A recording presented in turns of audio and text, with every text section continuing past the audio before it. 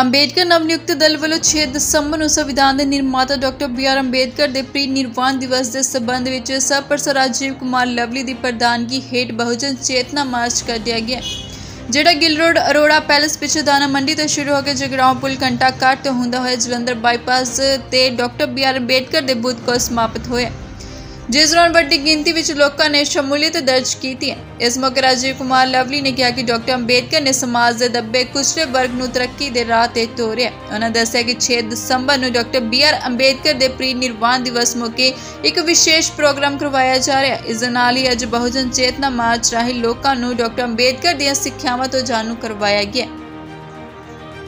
सरप੍ਰਸਤ lovely के प्रधान बंसी लाल प्रेमी ने कहा कि डॉक्टर अंबेडकर ने दलितों को तरक्की का राह दिखाया, जिन्हों का काम साहिब श्री काशी राम ने अगे तोरिया ते हुण उन्हों के पैरोकार इस अगे लैके जा रहे हैं। उन्होंने प्रशासन को अपील की कि डिप्टी कमिश्नर दफ्तर और जलंधर बाईपास से स्थित डॉक्टर बी.आर. अंबेडकर के बुत्तां नूं संभालण का काम दल नूं सौंपिया जाए। इस मौके होरनां तो इलावा इंद्रजीत सिंह एडवोकेट, जसवीर सिंह, करनैल सिंह जोशन, जिलेदार राव, पंचो कुमार पगला, नंदलाल राव, राजेश कुमार आदि हाजिर सन। जब तक बाबा साहब अंबेडकर का संविधान लागू नहीं होएगा, इतने समता, समानता, बराबरी ते भाईचारे का राज कायम नहीं हो सकता।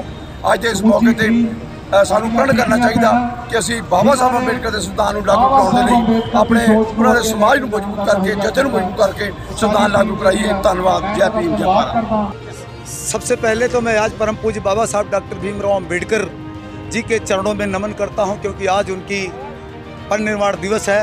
और परिनिर्वाण दिवस पे मैं ये कहना चाहांगा कि भाई पूरे देश में जिथे अज चाहे राजनीतिक पार्टियां होण, वो खास करके किते न किते गऊ गोबर गऊ मूत्र ते गल कर रही हैं, हिंदुस्तान पाकिस्तान ते गल कर रही हैं, जबकि इस देश का संविधान वो खतरे 'च है।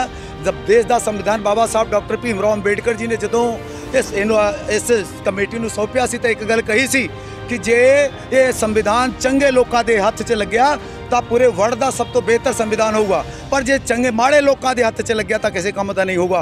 वो अज देखने को मिल रहा, क्योंकि अज देखो जिहड़े पासे देखो किते न किते साडियां धीआं भैणां दे नाल एक्ट्रोसिटी हो रही है, उन्हां दा बलात्कार हो रहा, मर्डर हो रहा।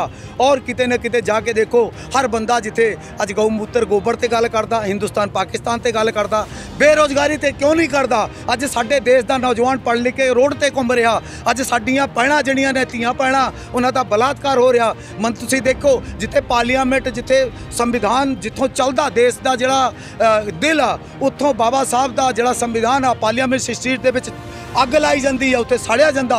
पर इस देश के जोड़े हुक्मरान आ उन्होंने कुछ नज़र नहीं आ रहा, उन्होंने नहीं नज़र आ रहा। तो इस करके अंबेडकर नवयुक्त दल ने तहिया किया कि अपने लोगों को जागरूक करांगे। इस करके बाबा साहब के परिनिर्वाण दिवस को समर्पित जिहड़ा है अज जागरूक चेतना मार्च सी वो अंबेडकर नवयुक्त दल ने कढ़िया, जिहदे विच खास करके साडे राजीव कुमार लवली जी होर जिन्ने सारे अहुदेदार और मैं तो सारे जिहड़े खास करके थले तो प्राइमरी वर्कर जिहड़ा लास्ट पंक्ति का वर्कर आ, वो भी बाबा साहब के इस जिहड़े दिन नूं अपने आप नाता मातम बना रहा, क्योंकि बाबा साहब ने संविधान रूपी बाबा साहब साडे विच जिंदा ने। जदों तक बाबा साहब का संविधान जिंदा उदों तक बाबा साहब जिंदा ने। इस करके जदों बाबा साहब का संविधान नहीं होगा, बाबा साहब नहीं होंगे, इस करके असीं साडा सब तो बड़ा फर्ज है कि संविधान को बचाइए। इस करके जागरूक चेतना मार्च कढ़ी गई कि तुसीं जाग जाओ, जे संविधान नहीं रहा तो तुहाडे पल्ले कुछ नहीं रहना।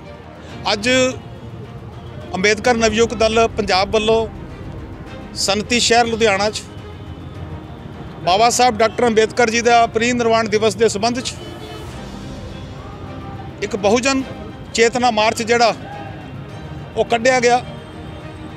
साडा जिहड़ा इहदा मकसद आ मार्च कढ़ण दा, वो सारे बहुजन समाज ने एक प्लेटफार्म थल्ले इकट्ठे करना, क्योंकि जिहड़ी कड़ी मेहनत के नाल बाबा साहब अंबेडकर ने देश का संविधान लिखिया और हज़ारां ही मुश्किलां सह के दबे कुचले समाज नूं जिहड़ा हक हकूक लैके दिते, लेकिन समय समय दियां सरकारां ने किते ना किते उस संविधान नूं, उस मुकद्दस ग्रंथ नूं, उस बाबा साहब अंबेडकर की सोच नूं कुचलण दा काम अजे तक सरकारां कर रही ने।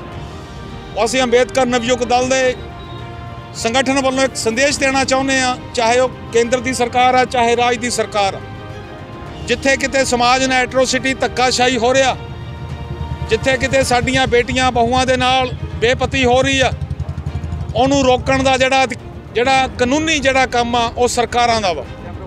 जे सरकारां ਇਹਨਾਂ ਨੂੰ ਨੱਥ ਨਹੀਂ ਪਾਉਂਦੀਆਂ, ਇਹਦਾ ਮਤਲਬ ਆ ਸਰਕਾਰਾਂ ਇਹ ਜਾਣ ਬੁੱਝ ਕੇ ਕਾਰੇ ਕਰਵਾ ਰਹੀਆਂ ਨੇ।